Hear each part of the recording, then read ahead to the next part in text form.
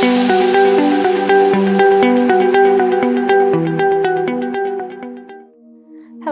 and welcome to another in our series of explainer videos by Assent Risk Management, produced by our training team, Lorators. In this short video, we're going to look into the Annex SL structure, which drives all modern ISO management systems.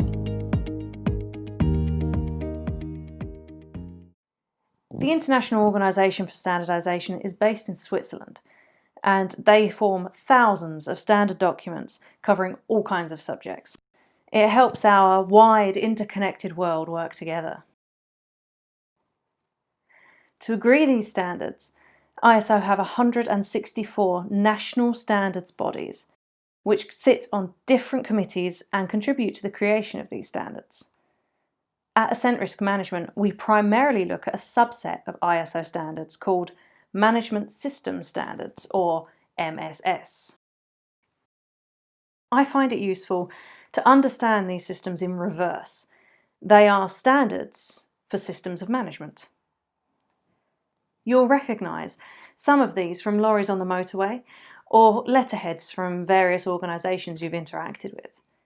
For example, ISO 9001 covers quality, ISO 14001 covers environmental management, ISO 27001 covers information security, which of course is particularly important since the GDPR regulations of 2018. And there's the additional ISO 22301, which is for business continuity management. Annex SL is a supplement to the ISO directives. Since 2019, it has actually been known as Annex L, but I wouldn't worry about that too much just now because most places are still calling it Annex SL. The aim of Annex was to deliver consistent and compatible management system standards, and they did this in three particular ways. Firstly, there was a high-level structure. Secondly, there was identical core text, so you know what you're looking at no matter where you are. And thirdly, there's the common terms and definitions. So these are the words and phrases you might see across all your ISO standards, and it means you don't get confused because one means slightly different to the others. Annex SL means that no matter what system you're looking at, you've got the gist of what you're seeing. There are 10 clauses. The majority are the same across all your ISO standards, but there are key clauses that are unique to the standard you're studying. For example, the ISO 14001 standard has aspects and impacts which you won't necessarily find in any other ISO.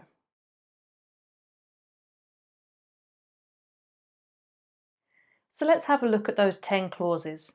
We won't go into too much detail here because we have other explainer videos that go into much greater detail and will be of more use to you. So first, scope. This is the scope of the management system, what it applies to within your organisation. The second clause is normative references, essentially just tells you what you're looking at.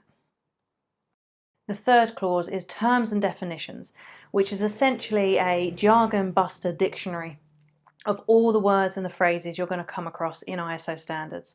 These are pretty much the same across the standards, but don't be surprised if there's one or two different ones between each standard. The fourth clause is context of the organisation. This is where you're going to some detail about what your organisation does and how your management system applies. In this clause, you'll also find things like interested parties, which we'll come on to on a later video and needs some explaining. The fifth clause is leadership. Now, up until recently, there wasn't quite so much emphasis on this clause. In fact, now it has its own entire clause to itself. And this requires that all leadership from the very top down is involved, taking responsibility and giving authority to your management system. Number 6 is planning. It does exactly what it says on the tin. It's the planning of your management system and how you're going to apply it to your organisation. This includes things like objectives and risk assessment. Now, your objectives are exactly as they sound. This is what we are aiming to achieve, and your risk assessment also comes along with an opportunity assessment. So you're looking at both sides of the coin. Clause 7 is support. Now this is slightly different across the ISOs. For example, all the ISOs cover resources. Leadership must provide the resources to effectively implement your management system and to achieve its aims.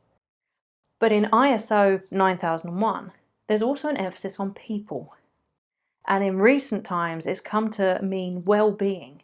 So the environment they work in, even the social aspects of that environment. So when you come to your ISO, have a good look at that Clause 7.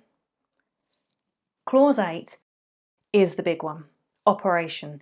Now this is different across all the ISOs. There will be similar elements, but this is the one that really goes into detail about how the management system applies to what your company does. For example, ISO 9001 has design and development requirements. So how you control any design and development activities in your organisation. There is a video that explains that more, so don't worry. Clause 9, performance evaluation, is exactly as it sounds. The performance of the management system, the performance of your operations, and how that all comes together for Clause 10, improvement. Now it's in here you have to look at how you continuously improve not only the system, but your operations and your organisation. It's not as daunting as it sounds, I promise. So there's your 10 clauses. If you'd like a bit more detail, do come along and have a look at our catalogue of explainer videos, because in there you'll find every piece of the puzzle that might have left you a bit confused until now. But if you do have any questions and you want a really quick answer, do come and speak to us at Assent Risk Management and we will be very happy to help you out. See you soon.